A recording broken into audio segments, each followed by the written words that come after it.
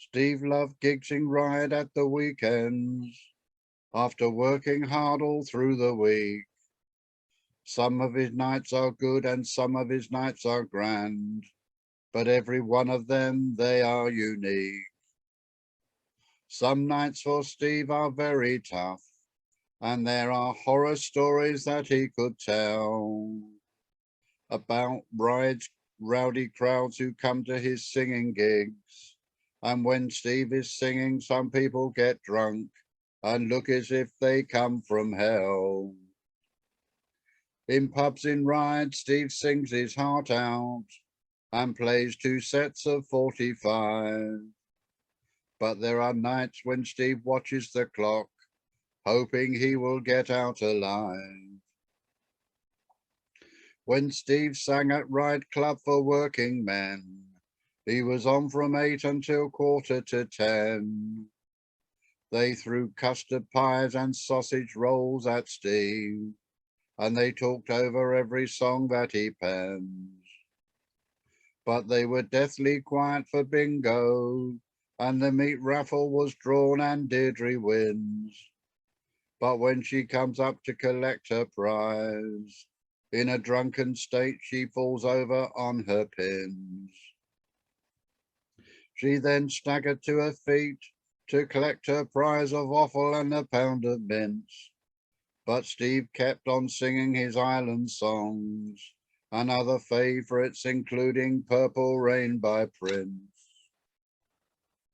Each nauseating second that Steve sang in Ryde was more painful than the first. But once Steve was done, they shouted for more, to get their money's worth and to quench their thirst.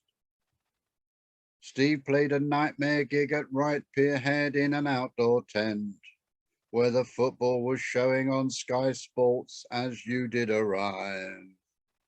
It was showing on a massive screen on the stage behind, on the place where Steve was to be singing live.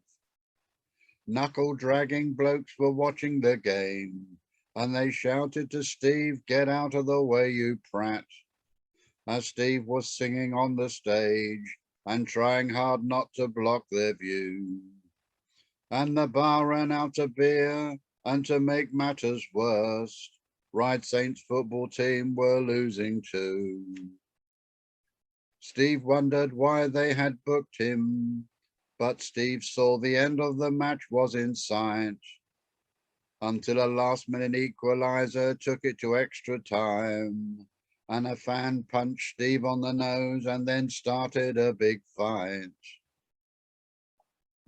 Steve sang at a wedding at Yelf's Hotel in Ryde, but at the event there occurred a family feud. A punch-up broke out between the parents of the bride and groom, and Steve was only a background noise and was just an interlude. Then 2 bridesmaids started fighting, and the proceedings started to escalate. And one of the bridesmaids took a punch on the nose, and her red nose did not look so great. To calm things down, Steve started to sing an Adele song, and then the bride began to cry. She said, "Steve, please don't sing an Adele song, for she is a singer whose songs that I hate." Steve said he had agreed to sing at the wedding because the groom was his best friend. And Steve said it took a lot to make his friend, the groom, seem red.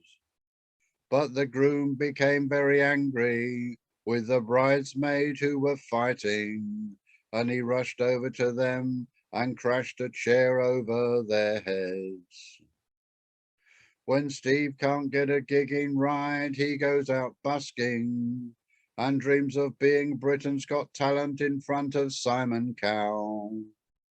But last time he went out busking, 4 ladies pressed their red buttons and all the dogs in Ryde started to howl. Dave Williams passed him by and said, was his singing a comedy turn? But Steve said it was not and gave him a smack. Amanda Holden came up to him and gave him a big hug, when 4 geese passed him by and gave him a quack, quack, quack. On the streets of Ryde you can often find Steve out singing, and he is a very well-known sight. But the parents rush their children home when they see him, because they are frightened their children will have a nightmare of fright. When Steve has been out singing to earn himself an honest bob, for a knackered old singer like Steve, it is a dead exhausting job. Now it is quite clear with Steve, and it is plain to all, he is not Tom Jones and never will be, because they throw pints, not pants at Steve, when he is playing tough gigs, even when he does it for free.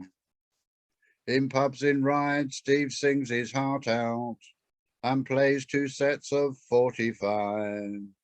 But there are nights when Steve watches the clock, hoping he will get out alive.